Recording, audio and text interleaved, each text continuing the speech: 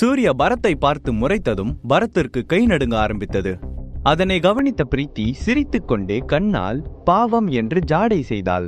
பிரீத்திக்காக வாசிக்க ஆரம்பித்த பரத் நீண்ட நேரம் தன்னையே மறந்து வாசித்தான். அவனுடைய இசையை அங்கிருந்த அனைவரும் மெய் மறந்து கேட்க ஆரம்பித்தனர்.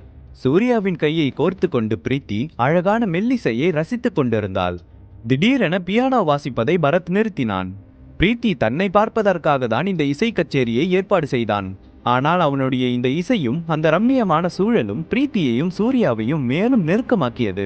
இதை கவனித்த பரத் வாசித்துக் கொண்டிருக்கும் போதே பாதியில் நிறுத்தினான். மேடையிலிருந்து இறங்கியவன் பிரீத்தியை நோக்கி வந்தான்.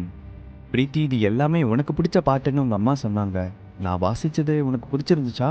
எப்படி இருந்துச்சு என பரத் தன்னுடைய கோபத்தை வெளிக்காட்டி கொள்ளாமல் பிரீத்தியிடம் அமைதியாக பேசினான். ஏதோ சுமாரா இருந்துச்சு. நிறைய இடத்துல அதே மாதிரியான டியூன் இல்ல, கஷ்டப்பட்டு வாசிச்ச மாதிரி இருந்துச்சு என பிரீத்தி பேசும் முன்பே சூர்யா இவ்வாறு கூறினான். பரத் கோபத்தில் தன்னுடைய பல்லை கடித்து கொண்டான். அதே சமயம் லைவ் பிராட்காஸ்டிங்கில் பார்த்து கொண்டிருந்த அனைவரும் சூர்யாவை திட்ட ஆரம்பித்தனர். இசையை பத்தி அவனுக்கு என்ன தெரியும்? பரத் மாதிரி இவனால வாசிக்க முடியுமா என பல கமெண்ட்ஸ் சூர்யாவை திட்டி தீர்த்தது. பிரீத்தி மெதுவாக சூர்யாவின் சட்டையை பிடித்து இழுத்தாள்.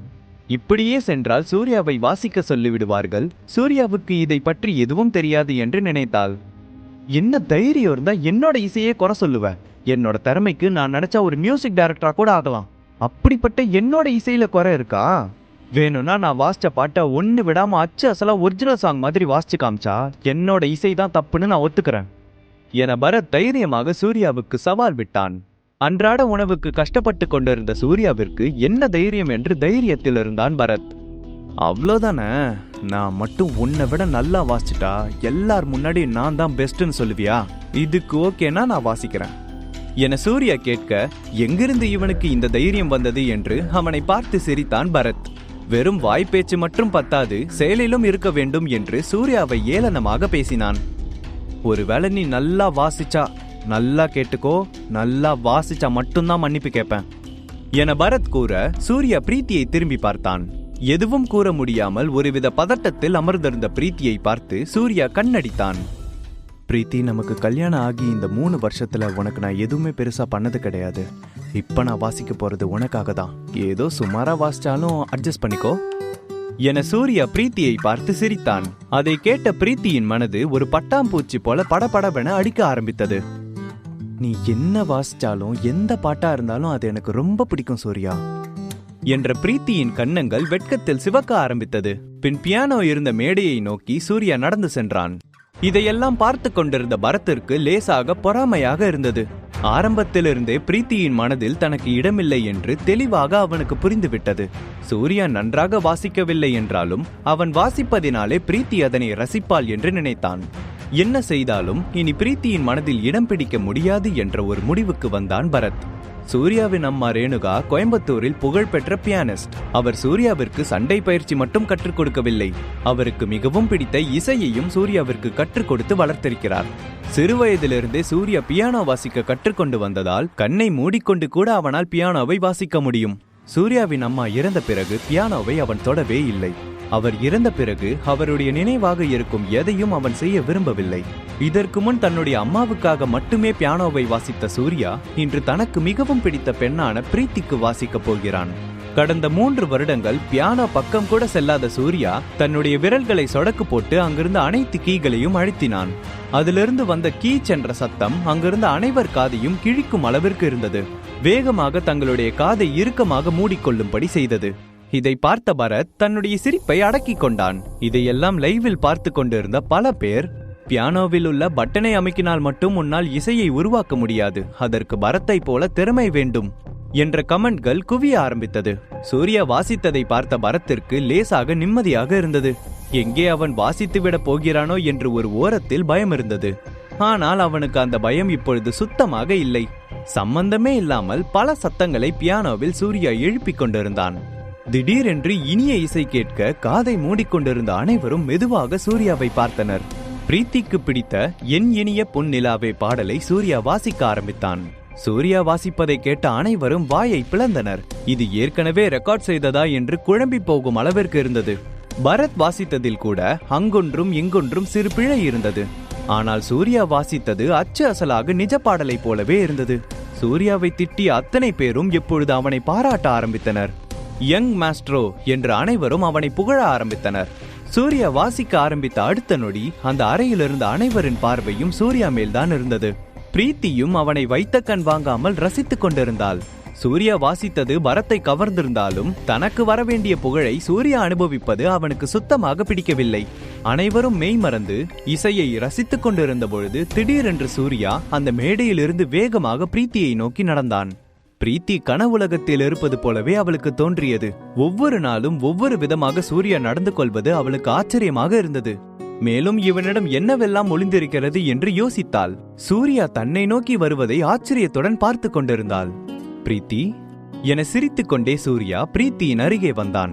ஏதோ சொல்லத் தொடங்கினான். அப்பொழுது சூர்யாவின் முகம் பிரீத்திக்கு மிகவும் நெருக்கமாக இருந்தது. பிரீத்தியின் முன்னே சூர்யாவை அவமானப்படுத்துவதே அவனது திட்டமாக இருந்தது. ஆனால் இறுதியில் அனைத்தும் தலைகீழானது. சூர்யாவால் பரத் அசிங்கப்படுத்தப்பட்டான். மேலும் இந்த காட்சி நேரலையாக ஒளிபரப்பப்பட்டது. இதனால் நகரம் முழுவதும் இந்த காட்சியை பார்த்தனர். அந்த ரெசார்ட் வெளியே காத்திருந்த வனிதாவிற்கும் சுந்தரிக்கும் இந்த செய்தி தலையில் இடி விழுந்தது போல இருந்தது. சூர்யா பிரீத்தியுடன் அந்த ரெசார்ட்டுக்கு சென்றது மட்டுமல்லாமல் பரத்தை அவமானப்படுத்துவான் என்று அவர்கள் ஒருபோதும் நினைத்திருக்க மாட்டார்கள். இதை அவர்கள் எதிர்பார்க்கவே இல்லை. சூர்யாவை இத்தனை நாள் திட்டிக் கொண்டு மட்டுமே இருந்த வனிதா இன்று அவனை முழுவதுமாக வெறுத்தாள். சூர்யாவுக்கு இவ்வளவு நன்றாக பியானோ வாசிக்க முடியும் என்று அவளுக்கு தெரிந்திருந்தால் நிச்சயம் அவள் அதை பரத்திற்கு சொல்லி இருக்க மாட்டாள். இப்பொழுது பரத் அவமானப்படுத்தப்பட்டதால் அந்த பழி நிச்சயமாக அவள் மீதுதான் விழும். இருப்பினும் பரத் இந்த சூழ்நிலையை எவ்வாறு சமாளிக்கப் போகிறான் என வனிதாவிற்கு கவலையாக இருந்தது. ஊட்டியிலுள்ள அனைவரிடமும் பிரீத்தி தன்னுடைய மனைவியாக போகிறாள் என்று பரத் கூறியிருந்தான். ஆனால் இப்போது பிரீத்தி அவன் கண் முன்னே சூர்யாவின் அரவணைப்பில் இருந்ததை அவனால் தாங்கிக் கொள்ளவே முடியவில்லை. பிரீத்தி, அவன் கூட பேசி முடிச்சிட்டியா? பேசி முடிச்சிட்டனா இங்க வா. இன்னிலிருந்து நீ எனக்கு மட்டும்தான் சொந்தம், அதை மறந்துடாத என்ற பரத் கோபமாக பிரீத்தியை பார்த்து பேசினான். பிரீத்தியை எப்படியாவது தன் பக்கம் இழுக்க வேண்டும் என்று அவளுக்கு பிடித்த பல விஷயங்களை பரத் செய்தான். ஆனால் அது அனைத்தும் நடக்காமல் போனதால் வலுக்கட்டாயமாக அவளை தன்னுடன் அழைத்துச் செல்ல வேண்டும் என்ற முடிவுக்கு வந்தான். அவன் தடபுடலாக ஏற்பாடு செய்திருந்த எதற்கும் பிரீத்தி மயங்காததால் இனிமேல் அவள் முன் நல்லவனாக நடித்து எந்த பிரயோஜனமும் இல்லை என்று நினைத்தான். எல்லாவற்றிற்கும் மேலாக வனிதா கையெழுத்திட்ட ஒப்பந்தத்தை இந்த மாதிரி ஒரு சமயத்தில் உபயோகிக்கலாம் என்று கையுடனே கொண்டு வந்திருந்தான்.